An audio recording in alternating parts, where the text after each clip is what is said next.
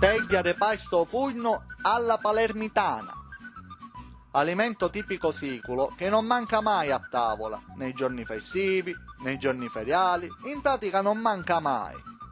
È un alimento per tutte le stagioni, anche da asporto.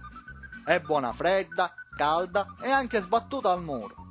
Tale pietanza viene anche considerata piatto unico, poiché nel suo condimento sono presenti tutti gli elementi della dieta mediterranea, cioè tutto il contenuto basilare di un frigorifero siculo. La pasta.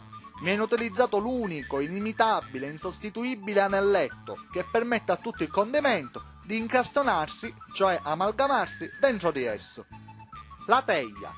Si pensa che nei supermercati siculi gli anelletti si vendono direttamente dentro una teglia, divenendo elemento inscindibile da tale alimento, tant'è vero che il vero siculo arriva a raschiarne anche il fondo, rendendo la teglia un supporto culinario monouso. La misura delle porzioni previste cada uno sono 2, una teglia e mezza teglia. Ovature, cioè ovature. Esse vengono tagliate a fettine e posizionate tra uno strato di pasta e l'altro.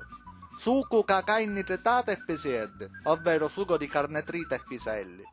Tomazzo quale è, qualsiasi tipo di formaggio, si può scegliere il caciocavallo, tuma, pecorino, primosale. Mundica tinchitè, cioè mollica in grandi quantità. Essa viene spolverata a fine preparazione su tutta la teglia prima di inserirla in forno.